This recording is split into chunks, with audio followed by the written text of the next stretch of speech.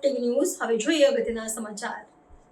સીએમના આગમનથી અંકલેશ્વરમાં તંત્રની તત્પરતા, જે કામ ચોમાસે અટક્યા તે હવે રાતોરાત પૂર્ણ થયા। સીએમ સાહેબે આણંદમાં જાહેર કાર્યક્રમ ટકોર છતાં તંત્ર તેમના આગમન પૂર્વે રોડ રસ્તા અને સફાઈ પાછળ લાગી પડ્યું છે। શહેર તેમજ અંકલેશ્વર જીઆઈડીસીમાં વિવિધ માર્ગોના ખાડાપૂરો સાથે સફાઈ અને પાર્કિંગ સ્થળ પર રોડ બનાવવાની શરૂઆત કરી હતી। શહેરમાં સીએમ જ્યાં આવવાના છે ત્યાં માર્ગ પર જ ખાડા પુરાણ અને સફાઈ કરાઈ હતી, જ્યારે જીનવાલા ભરૂચથી નાકા સુધી હજુ પણ માર્ગ પર ખાડા જ ખાડા જોવા મળી રહ્યા છે। આગામી સોમવારના રોજ અંકલેશ્વર શહેરમાં શારદા ભવન ટાઉન હોલ ખાતે વિકાસના કામોના લોકાર્પણ અને ખાતમુહૂર્ત માટે રાજ્યના સીએમ ભૂપેન્દ્રભાઈ પટેલ અંકલેશ્વર આવી રહ્યા છે। તેઓ પહેલા કાવી કંબોઈ ખાતે દર્શન કરશે, ત્યારબાદ અંકલેશ્વર આવશે અને કાર્યક્રમ બાદ અંકલેશ્વર જીઆઈડીસીમાં ટ્રાન્સપોર્ટ નગર સહિત પ્રોજેક્ટની સાઇટ મુલાકાત કરશે। સીએમના આગમનના સમાચાર આવતા જ જિલ્લાનું વહીવટીતંત્ર ધબકતું થયું હોય એમ જ ચોમાસા દરમિયાન જે ખાડા પૂર્વમાં તંત્રને આળસ આવી રહી હતી તે ખાડા રાતોરાત પુરાણ કરાઈ રહ્યું છે। એટલું જ નહીં, આ ખાડામાં અત્યાર સુધી માત્ર પથ્થર અને કોલસપોલ નાખવામાં આવતું હતું, જેને પુનઃ વરસાદ પડતા જ નીકળી જતું હતું। જોકે સીએમ આવતા જ આ ખાડા પર હવે ડામર લેવાયર યુક્ત કાર્પેટિંગ વડે થીગડા મારવામાં આવી રહ્યા છે। તો ડાયવર્ઝન માર્ગ પર બ્લોક સહિત અન્ય વ્યવસ્થા સદાનંદ હોટલ પાસે તેમજ અન્ય માર્ગ પર થઈ રહી છે। વધુમાં રાતોરાત રોડ રસ્તાની સફાઈ તનતોડ મહેનત વડે કરવામાં આવી રહી છે, તો મિશન કમ્પાઉન્ડ ખાતે ગાડીઓના પાર્કિંગ માટે રોડ રસ્તા અને સફાઈ પણ કરવામાં આવી રહી છે। રાતોરાત અંકલેશ્વરમાં આવેલા આ બદલાવ બાદ સવારે જાગેલી જનતા હાલ તો મંદ હરખાઈ રહી છે કે ચાલો સીએમ આવ્યા એટલે થોડી તકલીફ તો દૂર થઈ રહી છે। ત્યારે સીએમ વર્ષમાં 1 કે 2 વખત શહેરમાં આવે તો માર્ગોના નવીનીકરણ અને સફાઈ ચોક્કસ થશે તેવી ચર્ચા કરી રહ્યા છે। આ વચ્ચે સીએમના આગમન પૂર્વે જ સોશિયલ મીડિયા પર રીલ્સ બની રહી છે, સાહેબ આવી રહ્યા છે અને વાયરલ થઈ રહી છે।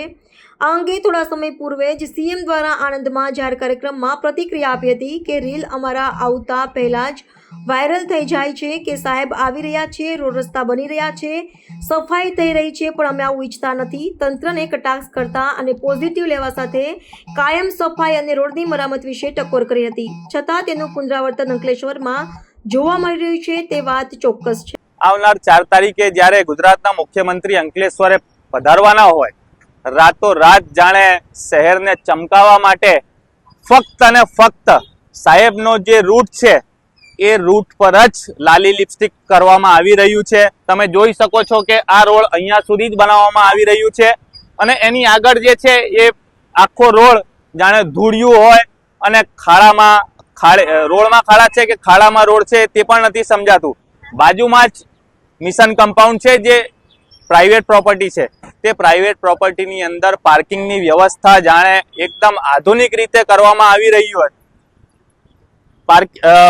માર્ગ અને મકાન વિભાગ દ્વારા જે રોડ બનાવવામાં આવી રહ્યું છે તેના સુપરવાઇઝર જોડે વાત કરતા જાણવા મળ્યું છે કે આશરે 28 થી 30 ગાડી એ પાર્કિંગના રોડ માટે બનાવવામાં વપરાશે।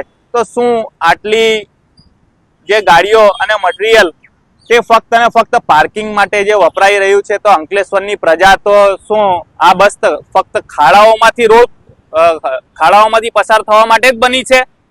શું ફક્ત સાહેબને જ સારું લગાવવા માટે આ બધું કરવામાં આવી રહ્યું છે?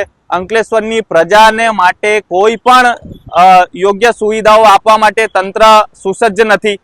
આજરોજ આપના માધ્યમથી અંકલેશ્વર શહેર તાલુકાની જનતાને વિદિત કરવા માંગુ છું કે આ જ રીતની કાર્યવાહી જો આ શાસકો સતત અને અવિરતપણે કરતા હોય તો એ અભિનંદનને પાત્ર છે।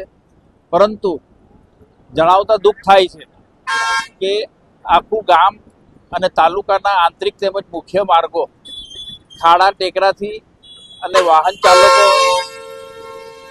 એનાથી અત્યંત ત્રસ્ત થયેલા છે।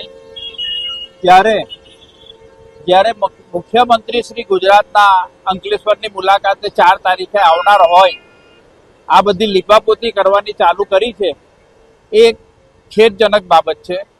એમણે જો જનતાની ખરેખર જ લાગણી હોય અને જનતાના લોકો માટે ખરેખર હિત વિચારતા હોય તો આ રીતના કાર્ય એ લોકોએ અવિરતપણે કોઈ પણ જાતના ભ્રષ્ટાચાર આચાર્ય વગર કરવા જોઈએ એવું મારા મતે માનું છું.